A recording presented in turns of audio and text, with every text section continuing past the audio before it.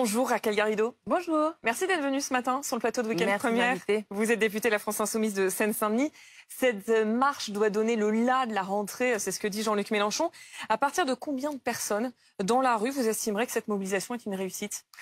La mobilisation, elle est déjà une réussite en soi parce qu'elle existe. Si vous voulez, le fait que déjà la NUPES, avec les 4 formations politiques qui la composent, le fait qu'on soit tous d'accord pour avoir un travail à la fois au niveau du Parlement, où nous avons demandé les augmentations de salaire, l'augmentation du SMIC, l'indexation des salaires sur l'inflation, toutes ces choses que nous avons demandées cet été, et on s'est trouvé face à un mur, le mur du macronisme, qui est allié avec l'extrême droite, n'a pas voulu. Donc, on a dit, OK, alors il faut se mobiliser dans la rue. Oui. Et alors tout le monde était d'accord, et on rajoute à ça des dizaines d'associations, certaines sections syndicales, donc c'est déjà bien. Et puis, il y a des cas là qui viennent, vous l'avez dit. La mobilisation elle est importante, vous allez regarder les chiffres. C'est pas pareil si vous avez 1000 personnes ou 100 000 personnes dans la rue. Oui, je pense que ça sera entre les deux quand même.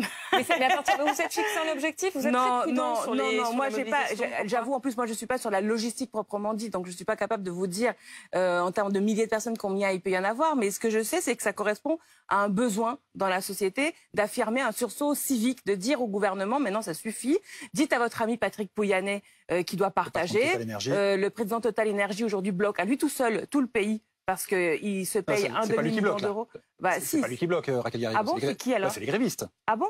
Le blocage, c'est pas Patrick Pouyanné qui empêche les centres de sortir, on est d'accord. Est-ce que c'est Patrick Pouyanné qui empêche les salaires d'augmenter mais c'est un autre sujet. de 10%? Mais justement, alors, non, c'est pas un autre sujet. Non, il me semble que c'est le sujet. Donc c'est le sujet, c'est qui a le pouvoir d'augmenter les salaires. Alors, justement, c'est une revendication, Raquel Garrido. Non, ça c'est important, pardonnez-moi. Patrick Pouyanné, il gagne un demi-million d'euros par mois. C'est ça son salaire à lui. Et lui, il s'est augmenté de 52% jusqu'à ce salaire-là. Là, les salariés, ils demandent 10% d'augmentation de salaire, ce que tous les Français peuvent comprendre, parce que tous les Français sont confrontés dans les supermarchés à l'impossibilité d'acheter tout ce qu'ils voudraient acheter à cause de l'inflation. Il y a cette manifestation contre la vie chère. Vous allez parler évidemment salaire, vous nous le dites ce matin. C'est une revendication qui est très... Qui pourrait appartenir aussi aux syndicats qui ne sont pas là tout à l'heure. C'est ballot, ça, non? Alors, je pense qu'il y aura énormément de syndicalistes. D'habitude, à chaque fois qu'on a fait ces grandes marches, il y a toujours des syndicalistes. Alors, que les confédérations syndicales soient là ou pas, en l'occurrence, elles n'y sont pas. Moi, je trouve ça dommage qu'on puisse pas être plus en synergie quand on met le paquet pour la mobilisation.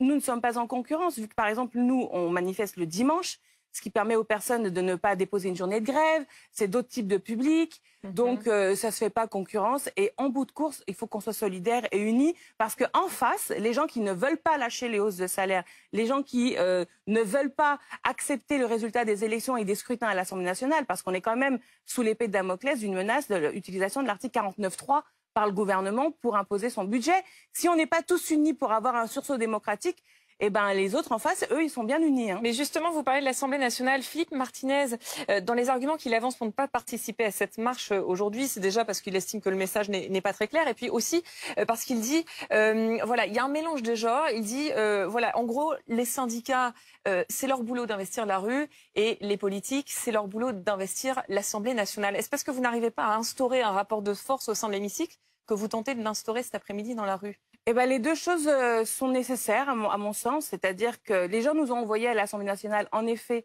pour solliciter un programme. Aujourd'hui, le président Macron n'a pas de majorité à l'Assemblée nationale, et vous avez pu voir cette semaine qu'on a imposé certaines mesures de justice fiscale à l'Assemblée nationale. Quand je dis on, c'est pas la NUPES, c'est tout le Parlement, y compris avec parfois des votes de députés macronistes. Par exemple, sur la mise en place d'une surtaxation des superdividendes. On a gagné ça cette semaine dans la discussion du budget.